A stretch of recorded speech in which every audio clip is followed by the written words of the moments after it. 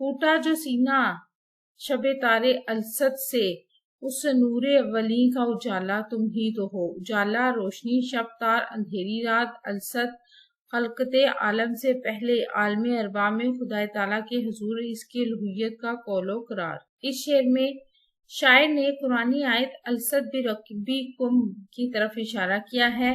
شاعر کہتے ہیں کہ السد والی تاریک اور اندھیری رات جو پہلی روشنی نکلی، یعنی السد کی رات جب وعدہ لیا گیا تھا روحوں سے عالم ارواح میں، اللہ تعالیٰ نے کہ سوال کیا تھا کہ کیا میں تمہارا رب نہیں ہوں، تو ان سب نے اقرار کیا تھا وحدانیت کا اور کہا تھا بے شک تو ہی ہمارا رب ہے۔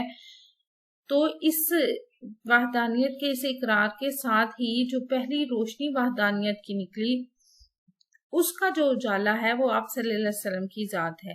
جب اللہ تعالیٰ نے کائنات پیدا فرمانے کا ارادہ کیا تو گویا یہ اندھیرے کو اجالے میں بدلنے کا فیصلہ تھا، یعنی وہ ایک تاریک رات تھی اس سے پہلے، لیکن جب وحدانیت کا اقرار ہو گیا تو وہ ایک پہلی روشنی جو نکلی اس کا اجالا آپ صلی اللہ علیہ وسلم کی ذات کو ہے۔ تو اس لیے اندھیرے کو اجالے میں بدلنے کا فیصلہ ہوا یا بدلا گیا۔ اس طرح مطلب یہ کہ اگر اللہ تعالیٰ آپ صلی اللہ علیہ وسلم کو نہیں پیدا فرماتا تو کوئی بھی چیز پیدا نہ فرماتا، کیونکہ آپ وجہ تخلیق کائنات ہے۔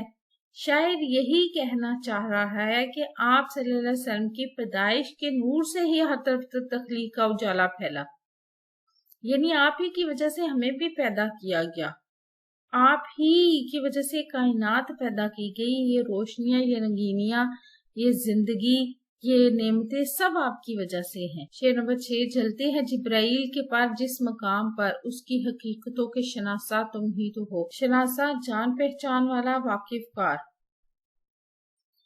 اس شعر میں شاعر واقع معراج کی طرف اشارہ کرتے ہوئے کہتا ہے کہ اے لوگو، ہمارے نبی صلی اللہ علیہ وسلم کی شان یہ ہے کہ فرشتوں کے سردار حضرت جبرائیل علیہ السلام جہاں پر بازو ان کے یا جہاں پر ان کے پر جلتے ہیں، یعنی مقام سدرہ کا ذکر ہے، ہمارے نبی صلی اللہ علیہ وسلم اس مقام سے بھی آگے تشریف لے گئے۔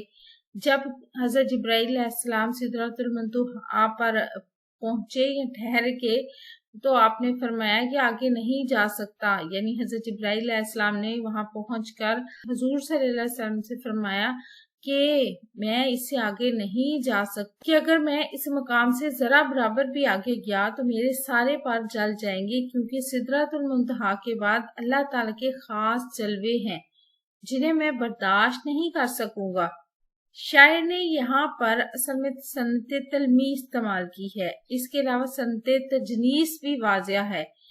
اس شعر میں ایک لفظ پر آیا ہے جس کے میں ایک پر کا مطلب ہے حضرت جبرائیل علیہ السلام کے بازو، جبکہ دوسرا پر حروف جر یعنی پراپوزیشن استعمال ہوئی ہے۔ ٹھیک ہے، صنعت تجنیس اب کیا ہے؟ اس کا مطلب یہ ہے کہ شعر میں ایک لفظ کم از کم 2 مرتبہ آئے، جیسے پر اس طرح استعمال ہو کہ ایک لفظ کا تلفظ یا املا تو ایک ہی ہو مگر اس کا لفظ کا مطلب الگ الگ ہو، یعنی املا ایک ہی ہے لیکن مطلب الگ الگ ہے، تو یہ صنعت تجنیس استعمال کی گئی ہے۔ اور صنعت تلمیح جو اس میں استعمال کی گئی ہے وہ واقع معراج کی طرف اشارہ کیا گیا ہے کہ جلتے ہیں جبرائیل کے پر، اس میں صنعت تلمیح ہے، یعنی حضرت جبرائیل علیہ السلام کا جو حضور صلی اللہ علیہ وسلم کے ساتھ سفر معراج کا سفر تھا اس کی تلمیح استعمال کی گئی ہے اور اس کی طرف اشارہ کیا گیا ہے۔ اگر آپ نوٹس لینا چاہیں تو ہمارے واٹس ایپ نمبر پر ہماری ٹیم سے رابطہ کر کے نوٹس لے سکتے ہیں۔ ویڈیو کیسی لگی یہ بھی ضرور بتائیے گا۔ سب کچھ تمہارے واسطے پیدا کیا گیا، سب غائتوں کی غائت اولا تم ہی تو ہو۔ غائت اولا بنیادی مقصد، اولین مقصد۔ اس شعر میں شاعر فرماتا ہے کہ اللہ تعالیٰ، اس شعر میں شاعر کہتا ہے کہ اللہ تعالیٰ فرماتا ہے کہ اے محبوب، اگر میں تمہیں نہ پیدا فرماتا تو یہ کائنات بھی نہ بناتا، کیونکہ آپ وجہ تخلیق کائنات ہیں، آپ ہی کی وجہ سے یہ دنیا بنائی گئی، آپ صلی اللہ علیہ وسلم ہی اس کائنات کا پہلا نور، پہلا اجالا، پہلی روشنی ہے۔ تو اے نبی صلی اللہ علیہ وسلم، اللہ تعالیٰ نے پوری کائنات اور جو کچھ اس میں ہے سب کچھ آپ صلی اللہ علیہ وسلم کے لیے ہی بنایا اور آپ صلی اللہ علیہ وسلم کی وجہ سے تخلیق کیا۔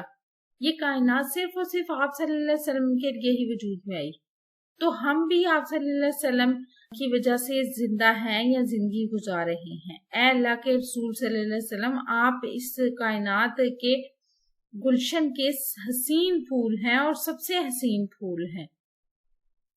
ویڈیو کیسی لگی؟ چینل ضرور سبسکرائب کریں، اپنا اور اپنے پیاروں کا رکھیں ڈھیر سارا خیال۔ اللہ حافظ۔